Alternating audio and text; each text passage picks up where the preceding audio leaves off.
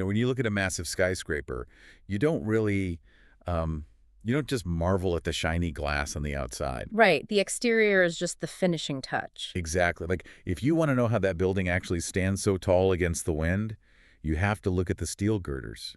You have to look at the deep concrete foundation, the raw architecture hidden beneath the surface. Yeah, the stuff nobody takes pictures of. Totally. And that's our goal for you today. Because if you want to know how an 18-year-old founder generates $30 million a year, you don't look at their motivational Instagram posts. No, absolutely not. You look at the deal structure. Right. So, welcome to the deep dive. Today, we are essentially ripping the drywall off wealth creation. We really are. We've got this incredible stack of transcripts from entrepreneur and investor Alex Hormozi, and we are entirely skipping the flashy headlines and the mindset fluff today. Yeah, we're getting into the structural engineering of scale, basically. This deep dive is essentially your cheat sheet for the actual mathematical strategies behind taking companies from 0 to $100 million. Which is wild to even think about. It is. But whether you are, building your own company, evaluating investments, or just trying to understand how massive wealth is engineered, we're looking at the raw numbers today. We are breaking down everything from a $27 million law firm to that 18-year-old in e-commerce you mentioned. We're extracting the exact repeatable blueprints that you can actually use. So let's just jump right in. The first blueprint in these sources is it's a masterclass in what we call zero overhead expansion. Oh, this one is fascinating. We are looking at a personal injury trial attorney, right? And they aren't running some decades-old mega firm. Not at all. They're in their third year of operation, doing $27 million in revenue. Which is just, doing $27 million in year 3 means there is a highly efficient structural engine at play. It's not just good legal work. Right, because good legal work doesn't scale that fast on its own. Exactly. What stands out immediately is their hyper-specific positioning. Like, they don't do general practice at all. No, they operate in just 2 states with this trademarked pure Spanish niche called mashing. Right, which translates to the most badass attorney. That branding is genius because it instantly separates them from the thousands of generic lawyers in, gray suits standing in front of bookshelves. Totally. But the real mechanism driving that revenue is how they engineer their customer acquisition. Because they bypass the traditional stuff entirely, right? The highly expensive highway billboards, the cheesy daytime television commercials. Yeah, they completely ignore that playbook. They go purely grassroots, but they amplify it with digital precision. Right. So the firm is out there hosting lowrider events. We love that detail. Right. They are setting up booths at local swap meets. They are sponsoring rodeos. Which builds this incredibly high-trust community word of mouth in person. Exactly. And then they use that localized credibility to run incredibly cheap, targeted Facebook ads. And that combination is just lethal. Because community trust drastically lowers your digital customer acquisition costs. Like when people see the ad on their phone, they already feel a personal connection to the brand. But then the founder brings this to Hormozi with a challenge, right? Yeah. They want to take the firm national, Yeah. starting with a completely new market. I think they mentioned Utah. Yeah, Utah. And the traditional way to expand a law firm is financially terrifying. Oh, it's a nightmare. You rent a massive new office, you sign a 10-year lease, hire expensive local partners, furnish the whole place with mahogany desks, and just pray the clients eventually show up to pay for all that overhead. But the blueprint Hormozi lays out completely bypasses that physical expansion. He details this precise deal mechanism that relies entirely on their existing marketing engine. Right, so first, to break into Utah, you run a localized event. They call it Domingo Familia. It's basically a free community event offering FaceTime with attorneys. Right. Exactly, paired with that already successful Facebook ad strategy. You offer an irresistible hook, like a free legal consultation in a trusted, familiar environment. Which brings us to the actual deal structure, and I think this is the genius part. It really is. Hormozi's rule is simple here. Do not hire lawyers. Do not build or rent offices. So what do you do? Instead, you find existing half-empty law firms in that new market. You walk into their office and you literally ask them one simple question. How many customers can you handle? You essentially guarantee them volume. You tell this struggling local firm, I will bring you 100 personal injury customers a month. Yep. And in exchange for turning that marketing faucet on, you take a straight 50% of the fee. 50%.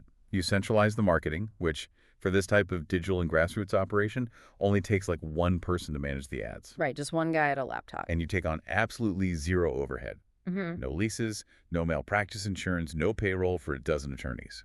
You only need about 4 months of cash flow runway to cover your salesperson and the ad spend right before those long-term legal payouts start rolling in. It's like being a digital landlord. You aren't renting out physical office space. You are renting out a high-pressure hose of customer acquisition. But, and I have to push back here, Go ahead. you're telling me I can walk into a law firm, a place full of highly educated, aggressive negotiators who went to school for 7 years, and just demand half of their revenue without holding a law degree? They wouldn't just laugh me out of the room. I mean, it sounds absurd until you look at the psychology of the lawyers sitting in that room. Okay, unpack that for me. You have to understand the sunk cost fallacy, and you have to understand where the real scarcity in business actually lives. Huh. Those lawyers, they're already paying for the expensive lease. Right. They are already paying for the malpractice insurance and the paralegals. The legal work itself, as crazy as it sounds, is a commodity. Yeah, okay. There are thousands of capable lawyers sitting in beautiful, empty offices right now, just stressing about overhead. The customer acquisition is the leverage. Because half of something is infinitely better than 100% of an empty room. Precisely. And this is the exact centralized marketing blueprint Hormozy used to build his own company, Gym Launch. Oh, right. You prove you can bring the bodies in the door consistently, and the people providing the actual service will gladly surrender half their fee. The person who holds the customers holds the power. But there's a massive hidden risk here, isn't there? Because the law firm model works since personal injury is an enduring, forever industry. People will, unfortunately, always get into car accidents. Very true. What happens to this genius marketing engine if you attach it to something that goes out of style next month? Yeah, that is the vulnerability of leverage. If you attach a massive engine to a paper airplane, it's just going to tear itself apart. And this brings us to a crucial concept in the sources: the arbitrage ceiling. Right, so we see this exact scenario with another founder in the transcripts. There is this 25-year-old doing over $25 million a year selling B2C BizOp. Which is business opportunities directly to consumers. Exactly. Think along the lines of selling courses on how to start a dropshipping business or an Amazon store. Okay, got it. He is making incredible personal cash, but he's completely lost motivation because he realizes he can't scale this vehicle 3 to 10 times its current size. He hit the ceiling. Yes, because he discovered the structural flaw inherent in BizOps. They rarely, if ever, pass $100 million in valuation, and the reason is that they are purely arbitrage opportunities. Right, so give me a real-world example of that. What does media arbitrage actually look like day-to-day for a business like this? Arbitrage essentially means taking advantage of a temporary gap in the market. So in media arbitrage, it means you find a temporary loophole where buying attention is incredibly cheap. For example, you buy an ad on Facebook for $5, and that ad sells a course for $50. You are basically printing money. Right, the margins are insane. But Facebook's algorithm is smart. The moment they realize that attention is worth $50 to you, they raise their ad prices to $49. And the gap closes. Your margins vanish overnight. These opportunities, they pop up, they explode in profitability for a short window, and then inevitably, they disappear. So, for you listening, if you find yourself riding a trend that's starting to peak, what is the pivot strategy? Well, Hormozy tells this 25-year-old to take the high-income skills he's developed, like direct response marketing, running massive webinars, managing high-ticket sales teams, and detach them from the fad. You point those highly leveraged skills at a vehicle that doesn't have a built-in expiration date. Exactly. You transition from capitalizing on a temporary inefficiency to building an enduring asset. And Hormozy uses a quote here that completely flips conventional wisdom. He says, "The fastest money you make is selling ladders. The biggest money you make is climbing them. The fastest money you make is selling shovels. The biggest money you make is actually finding the gold mine." It's a great quote. But hold on. Hasn't the classic golden rule of business always been exactly the opposite? Like, during a gold rush, don't dig for gold, sell shovels. Why is he subverting the most famous business proverb in existence? Because selling shovels, which represents these arbitrage or BizOp plays, only provides fast cash. It is a fantastic way to generate your initial wealth and just get off the ground. Oh, okay. So it has its place. Yeah, but Hormozy is drawing a hard line between fast cash and true enterprise value. Ah, I see. If you want to build something that scales to hundreds of millions of dollars, something you can eventually sell to a private equity firm, you can't just be the guy selling shovels on the side of the road to passing tourists. Because the shovel business disappears when the gold rush ends. Exactly. You have to actually build the mine. You have to create the heavy, enduring, difficult to replicate asset. Now, that 25-year-old is making huge cash, which brings up an uncomfortable reality highlighted in the sources, the mathematical advantage of doing this young. It's undeniable. Right, and this isn't just, a cultural obsession with young tech founders wearing hoodies. It is a structural compounding business advantage. We have to look at the raw compounding math. Time is just the ultimate multiplier. Hormozy breaks down the numbers. A single excess dollar you invest when you are 25 years old might become $90 by the time you are 70. But if you wait to invest that exact same dollar at 35, it only yields a third of that amount. And if you wait until you are 45, it yields only a ninth as much. Wow. The dollars you generate early on, even if they seem relatively small at the time, carry vastly more weight because they have decades of runway to compound. But the sources emphasize it's not just about money sitting in an index fund, Right. right? The real compounding happens with your skills and your reputation. Yes, There's absolutely. a compound interest, but for your credibility. If you succeed at 20, the market gives you a 10-year head start on people trusting you with their capital. And Hormozy talks about this concept of reputational gravitas. Right. He mentions writing a $500,000 check to an 18-year-old kid who was doing $30 million a year in his e-commerce business And the vital detail there is why he wrote the check. because of the $30 million in revenue. I mean, the revenue is impressive on its own, but Hormozy explicitly states that the age itself was the proof. Oh, interesting. The sheer fact that an 18-year-old had the capacity to achieve that level of operational success proved to him that this founder was exceptionally sharp. The youth was a multiplier on the achievement. But that youth multiplier has a strict expiration date. Hormozy jokes about it, but it outlines a very real societal phenomenon. He says a multiplier decays at age 30. It's true. Right. Before 30, he was a young white dude, achieving incredible things. The novelty opened doors. The moment he turned 30, he transitioned into just a white dude. Yep. Society expects you to be successful at that age, so you lose that extra awe factor. You are just on schedule. Which is why there are structural advantages to moving with extreme urgency as early as possible. You possess more baseline energy. And you have greater neuroplasticity, meaning your brain can adapt to complex new systems and markets faster. Plus, and most importantly, probably, you have fewer anchors tying you down. No mortgage, no spouse, no kids needing a stable school district. And that lack of anchors allows for extreme geographic flexibility. The tactic here is blunt. Go where the reps are. Right. If you want to master politics, you pack your bags and move to D.C. If you want finance, you go to New York. Media, you move to L.A. You have to be in the trenches where the industry actually lives and breathes. I think it's like RPG video game mechanics. You want to max out your base stats as early as possible because the game applies a compounding multiplier in the late stages. That's a perfect way to look at it. Hormozy notes you can only move to a place like Austin and sort of isolate yourself once you have built Joe Rogan level leverage. Yeah, until you have that gravitational pull, you have to go to the gravity. You must go where the friction to learn and network is the absolute lowest. But practically speaking, how does someone actually build that leverage step by step? He talks about laddering success. How exactly does one stepping stone fundamentally fund the next? We can see this mechanics clearly in Hormozy's own trajectory detailed in the text. He didn't just wake up and build a massive acquisition portfolio. Obviously not. He essentially used his previous businesses as angel investors for his next ones. So he started by mastering a single skill, personal fitness. Okay. He leveraged that skill to acquire personal training clients.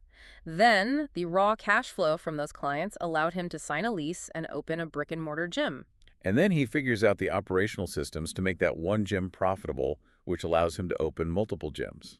Exactly. And once he had the overarching blueprint for fixing broken gyms, he extracted that intellectual property and started Gym Launch. Which was a consulting business teaching other owners how to scale. Right. He has his own venture capital.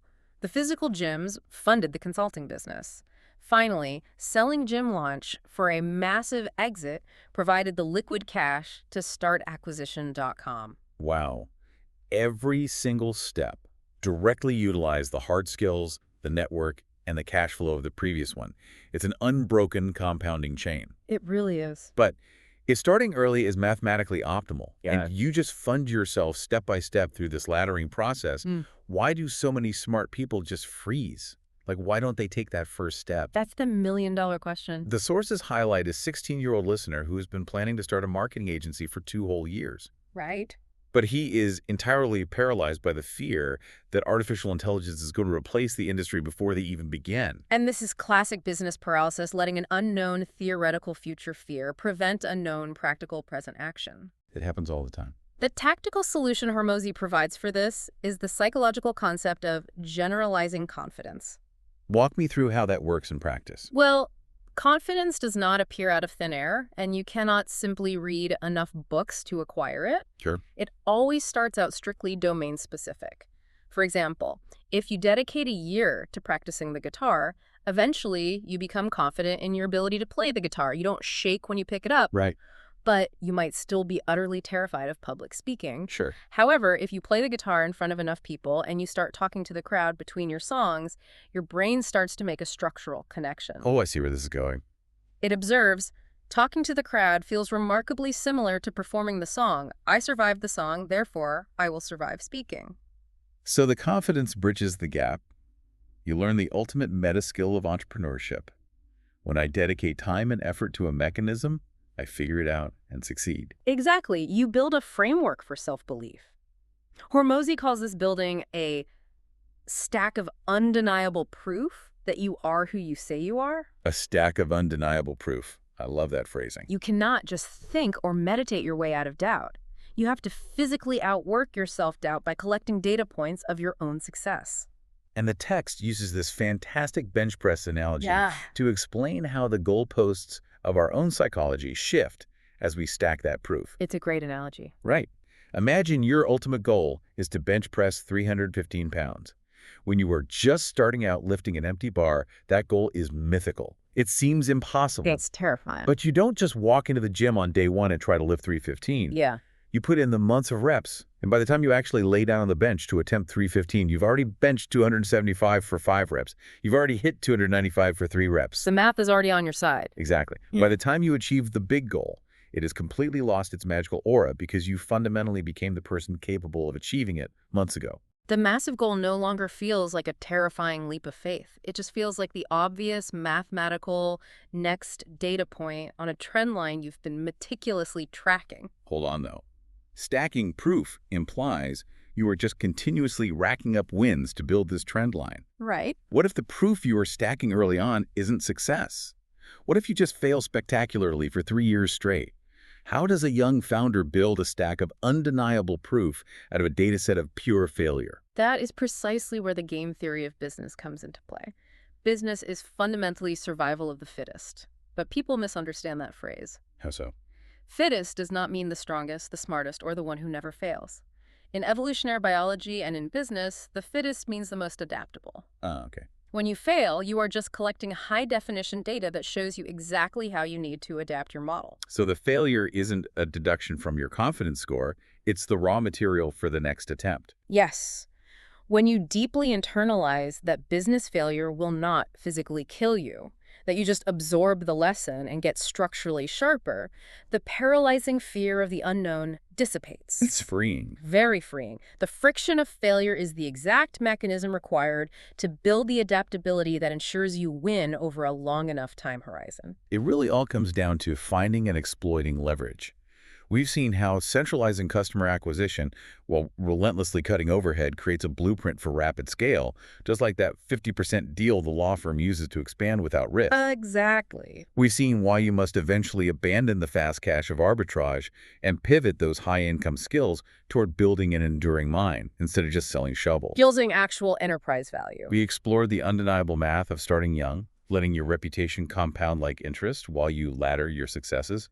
And finally, treating confidence not as a mystical feeling you wait for, but as a hard data set of proof you build rep by rep, failure by failure. It is a phenomenal architecture for wealth.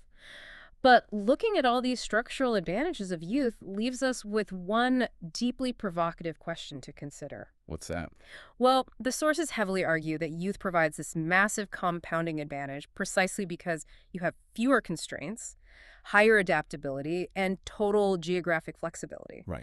But we also know that specific youth multiplier decays around age 30 as roots set in and societal expectations normalize your success. You lose the novelty and gain the anchors. Exactly. So, for you listening, how might an older founder artificially recreate those exact optimal conditions? Oh, that's interesting. If the magic of youth is actually just the byproduct of having nothing to lose and know where you have to be, could an older founder intentionally strip away their comfort? Like forcefully uproot themselves. Yeah, move to a brand new city, self-impose strict, almost painful constraints to reignite that hyper-adaptable compounding growth later in life.